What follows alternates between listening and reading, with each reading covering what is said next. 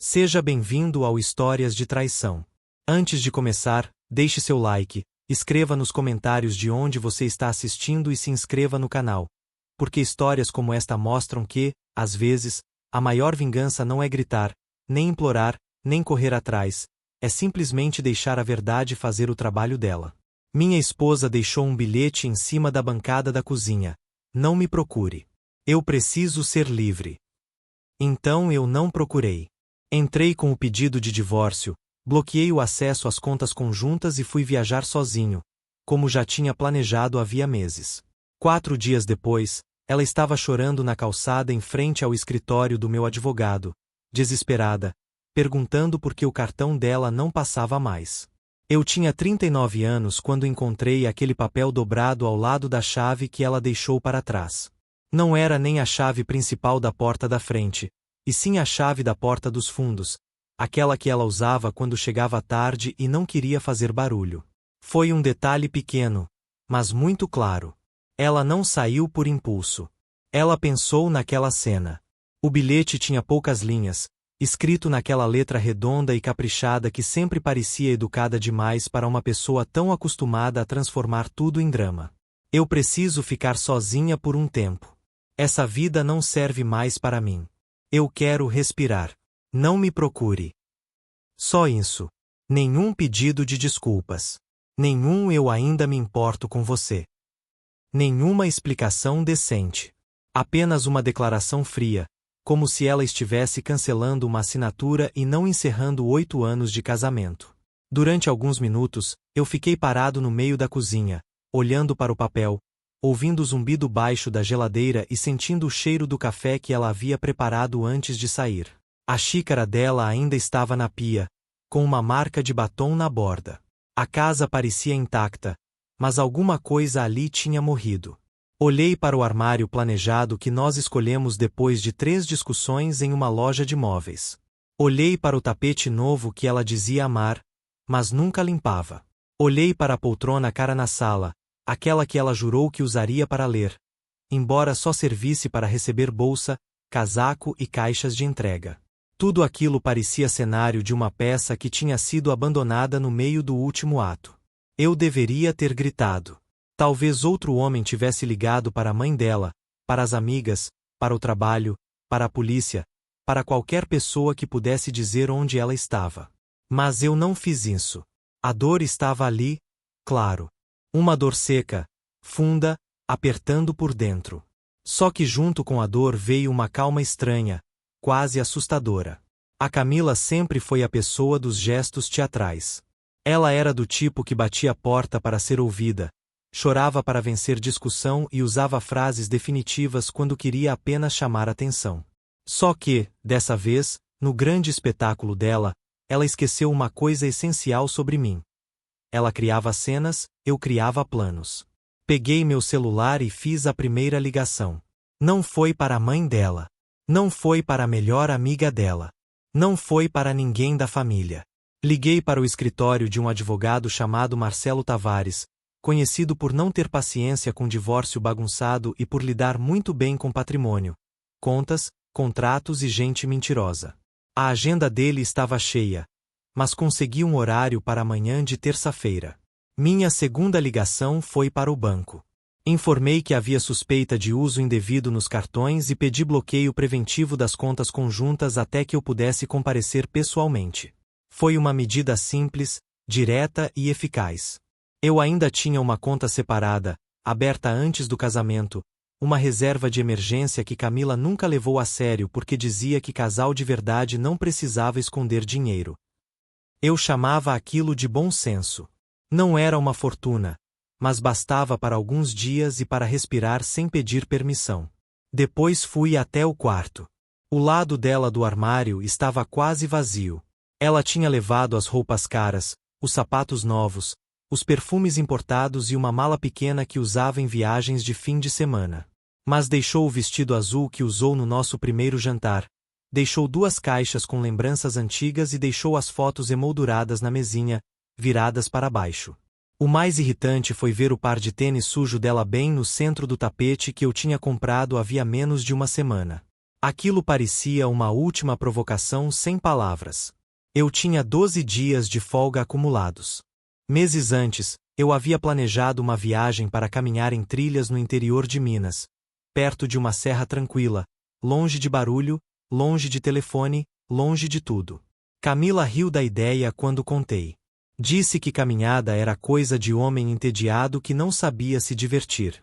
Naquela manhã, arrumei minha mochila, peguei minhas botas, guardei o bilhete dela na gaveta da minha mesa e dei uma última olhada na casa. Aquele silêncio não parecia mais abandono. Parecia espaço. Tranquei a porta da frente e fui embora. Eu não procurei Camila. Ela pediu liberdade. Eu apenas entreguei essa liberdade com recibo, advogado e consequência. Nos 4 dias seguintes, respirei um ar frio e limpo que parecia lavar minha cabeça. Caminhei até sentir as pernas queimarem. Sentei em pedras molhadas para comer sanduíches simples. Dormi em uma pousada pequena, acordei cedo, vi neblina cobrindo as montanhas e deixei meu celular quase sempre dentro da mochila. As mensagens começaram no segundo dia. Primeiro, as amigas dela. Rafael, você sabe onde a Camila está? Depois vieram mensagens dela mesma, no começo arrogantes. Você está mesmo me ignorando? Algumas horas depois, confusas. Porque meu cartão está recusando. Mais tarde, nervosas. Você fez alguma coisa nas contas? Eu lia, sentia um aperto breve no peito, e guardava o celular de novo. Não era a culpa. Era a confirmação. Ela não queria liberdade. Queria uma aventura financiada, com a segurança de saber que eu ficaria parado no mesmo lugar, esperando ela voltar quando se cansasse. Voltei na terça de manhã, tomei banho em um posto na estrada, vesti a camisa social que tinha levado e segui direto para o escritório de Marcelo Tavares. Eu me sentia mais lúcido do que em anos. Quando estacionei diante do prédio discreto, numa rua calma, vi Camila sentada no muro baixo ao lado da entrada, com o rosto entre as mãos. Ela usava a mesma blusa branca que aparecia na foto que tinha postado 2 dias antes, uma foto que eu vi por curiosidade mórbida. Na legenda, ela escreveu, enfim respirando. Na imagem, havia uma taça, uma mesa de restaurante e uma mão masculina aparecendo no canto. A mulher confiante da postagem não estava ali. A que eu vi na calçada tinha o cabelo bagunçado, maquiagem borrada e os olhos inchados de tanto chorar. Assim que viu meu carro, levantou rápido. Rafael. Eu saí do carro e fiquei olhando para ela sem dizer nada. O que está acontecendo? Ela perguntou, tentando parecer brava, mas a voz falhou no meio. Meu cartão foi recusado no hotel. Você tem noção da vergonha que eu passei? E a conta conjunta está bloqueada. Liguei para o banco e disseram que você comunicou risco de segurança. Que palhaçada é essa? Ajustei a gravata e respondi com calma. É exatamente isso, Camila. Nossa segurança financeira foi comprometida. O rosto dela endureceu. Isso não tem graça. Aquele dinheiro também é meu. Precisava dele. Imagino que precisava, eu disse. E comecei a andar em direção à porta de vidro. Ela veio atrás de mim, trocando a raiva por um tom quase desesperado. Tá bom, talvez eu devesse ter conversado antes. Talvez eu tenha exagerado. Mas eu estava sufocada. Rafael. Eu só precisava de espaço. Uma pausa. Era só uma pausa. Aí eu volto e descubro que você contratou advogado? Eu vi a confirmação no tablet. Advogado de divórcio. Você perdeu a cabeça. Foi nesse instante que tudo ficou claro de um jeito que nenhuma conversa teria conseguido explicar. Ela não achava que tinha me deixado. Ela achava que tinha me colocado em modo de espera. Achava que podia apertar pausa no casamento, viver o que quisesse por alguns dias e voltar quando fosse conveniente, encontrando a casa aberta, as contas livres e o marido pronto para conversar. A arrogância era tão grande que quase dava para admirar. Você deixou um bilhete, Camila, eu disse, baixo. Nele estava escrito: não me procure. Não estava escrito: volto terça-feira, deixe meu dinheiro disponível e minha vida organizada. Você quis liberdade. Eu estou apenas colocando tudo no papel. Ela arregalou os olhos. Colocando no papel? Você não pode simplesmente se divorciar de mim. A gente precisa conversar. A gente precisa fazer terapia. Você não pode destruir nossa vida assim. Eu parei na porta e olhei para ela pela última vez antes de entrar. Quem puxou o pino foi você. Eu só estou saindo de perto antes da explosão terminar. Abri a porta pesada do escritório. Quando ela fechou atrás de mim, ainda ouvi Camila soluçando meu nome, mas agora havia outra coisa na voz dela. O medo de perceber que eu não estava interpretando o papel que ela tinha escrito para mim. Durante quase 10 dias, houve silêncio. Um silêncio bom, limpo, necessário. Então chegou uma ligação de número desconhecido. Não atendi. A mensagem na caixa postal era de um homem com voz treinada para parecer calma e superior. Rafael, aqui é o Bruno. Olha, acho que essa situação saiu do controle. A Camila está muito abalada e você não está pensando direito. Talvez seja melhor a gente conversar de homem para homem e resolver isso sem escândalo. Me liga. Eu conhecia o nome. Bruno era gerente sênior na agência onde Camila trabalhava. O homem com quem ela ria um pouco demais nos eventos da empresa. O homem que mandava mensagens tarde da noite, que ela dizia serem só coisas do trabalho. O homem cuja presença eu tinha notado várias vezes, mas fingido não perceber porque confiava na versão que ela vendia. Não liguei de volta. Encaminhei o áudio para Marcelo com o assunto, para o arquivo. Na noite seguinte, os dois apareceram na minha casa. Vi pelo olho mágico. Camila estava um pouco atrás de Bruno, e ele mantinha a mão nas costas dela com uma intimidade que dizia mais do que qualquer confissão. Ele parecia exatamente como eu imaginava. Cabelo caro, sorriso convencido, jaqueta elegante demais para uma visita inesperada e postura de quem estava acostumado a entrar onde queria. Tocou a campainha com força, sem paciência. Abri apenas alguns centímetros, mantendo a corrente de segurança presa. Pois não. O sorriso dele foi quase uma ofensa. Rafael? Ótimo.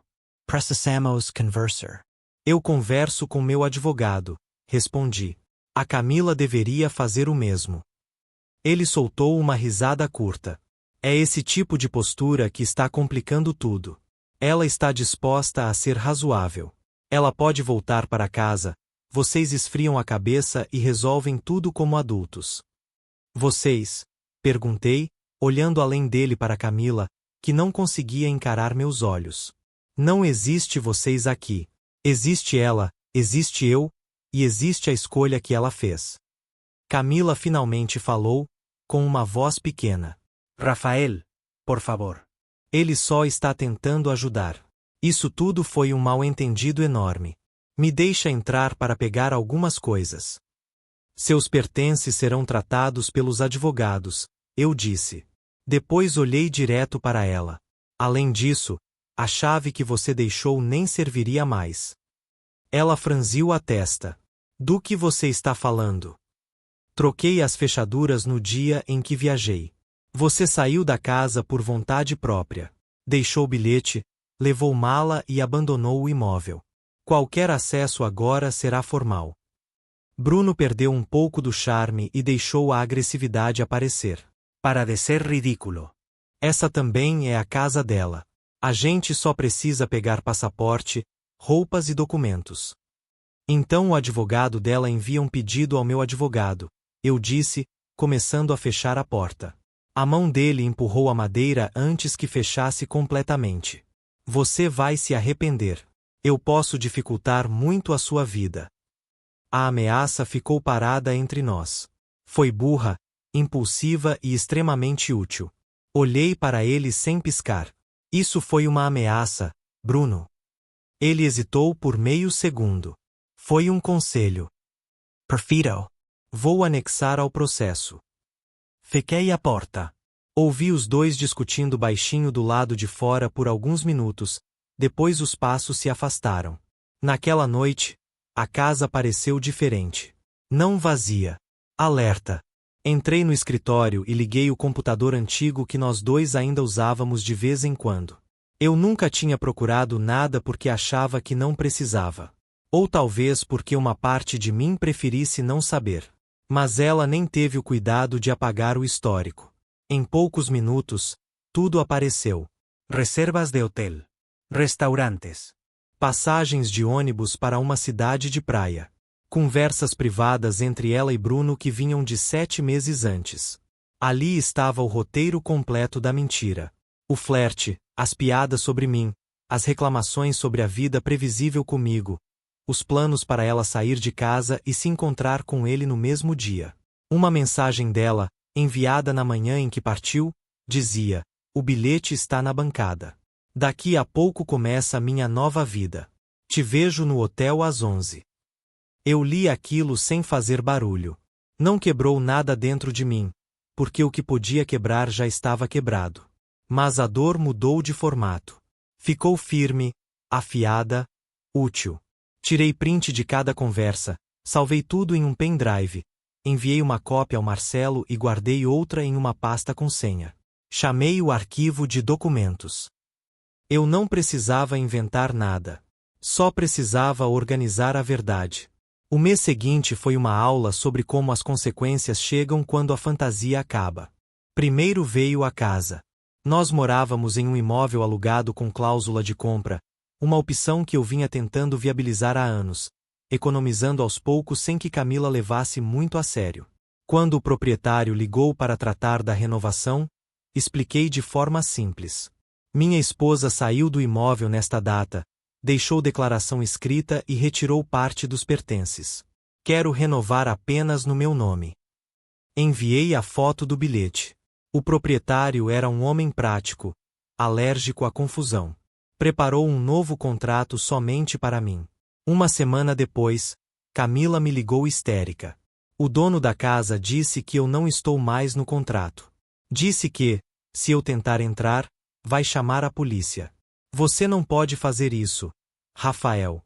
Meu nome esteve naquele aluguel por anos. Você abandonou o imóvel, Camila, respondi, repetindo exatamente a orientação do meu advogado. E existe documento comprovando. Depois veio a queda social. Eu não precisei falar mal dela para ninguém. Camila e Bruno fizeram esse trabalho sozinhos. Eles assumiram uma relação pública rápido demais, como se a velocidade pudesse transformar traição em romance. Postavam fotos em restaurantes caros, viagens curtas, brindes, legendas sobre coragem e recomeço. Parecia menos felicidade e mais propaganda. Enquanto isso, a notícia de que ela tinha saído de casa e que eu tinha pedido divórcio imediatamente circulou entre amigos, parentes e colegas. As pessoas fazem contas simples. Um dia recebi ligação de Paula, uma amiga em comum. Ela falou com cuidado, como quem pisa em vidro. Rafael, eu sinto muito. Lá no trabalho dela está tudo estranho. Todo mundo comenta, mesmo fingindo que não. E tem mais uma coisa, parece que o Bruno também era casado. Eu não ri, nem me surpreendi. A esposa dele descobriu quase ao mesmo tempo, e o divórcio dele virou um incêndio muito mais público do que o meu. O casal que achava que viveria uma paixão elegante acabou virando fofoca de corredor, problema de RH e motivo de constrangimento em reuniões. O dinheiro foi o golpe mais duro para Camila. Sem acesso livre às contas conjuntas e sem a segurança que ela achava garantida, ela ficou dependente de Bruno. E Bruno, pelo visto, era bem menos poderoso do que parecia com seus relógios caros e sua jaqueta bonita. Grande parte do que ele tinha estava presa no casamento dele, na casa dele, nas dívidas dele e na briga judicial dele. O auge da humilhação veio em uma mensagem de voz enviada por Camila quase meia-noite. Ela começou falando de uma viagem que fizemos anos antes, de como tínhamos sido felizes, de como ela não sabia em que momento tudo tinha mudado. Chorou, respirou fundo, tentou parecer arrependida. E terminou dizendo: enfim, eu sei que as coisas estão estranhas, mas eu preciso da minha parte do calção da casa. São 3.000 e pouco. Você pode fazer um Pix para mim amanhã? A audácia era quase artística. Não respondi. No dia seguinte, o novo advogado dela, claramente mais barato e muito menos preparado, enviou um e-mail exigindo liberação imediata de valores pessoais. A resposta de Marcelo foi curta, educada e devastadora. Informou que qualquer valor ligado ao casamento permaneceria preservado até decisão final, que novas comunicações deveriam ocorrer apenas entre advogados, e como anexo, enviou um arquivo protegido por senha com as primeiras páginas das conversas entre Camila e Bruno. Depois disso, os pedidos por dinheiro cessaram de repente. 6 meses depois do bilhete na bancada, tudo terminou. O divórcio foi finalizado numa manhã de quinta-feira. Não houve cena em tribunal, não houve discurso, não houve gritaria. Houve reuniões, documentos, acordos duros e uma sequência de negociações silenciosas entre advogados. Marcelo valeu cada centavo. Ele apresentou o caso sem exageros, sem drama e sem precisar transformar ninguém em monstro. Mostrou a saída planejada de Camila, o abandono do imóvel, as mensagens com Bruno, a tentativa dele de me intimidar e a forma como ela pretendia usar nossos recursos enquanto vivia outra relação. O acordo final não foi a divisão generosa que ela esperava. Ela saiu com os pertences pessoais, que eu já havia colocado em caixas e deixado em um depósito pago por tempo limitado, o carro que os pais dela tinham ajudado a comprar e uma parte menor das economias conjuntas, definida formalmente para encerrar a disputa. A casa foi a última peça. Como o contrato tinha sido renovado apenas no meu nome e a opção de compra estava vinculada ao novo acordo com o proprietário, pude exercer a compra sozinho. A entrada que eu vinha formando na minha conta pessoal ficou preservada, porque havia sido comprovadamente separada e anterior a várias movimentações do casamento. No mês seguinte, sentei diante do antigo proprietário, agora vendedor, e assinei os papéis. A casa passou a ser minha.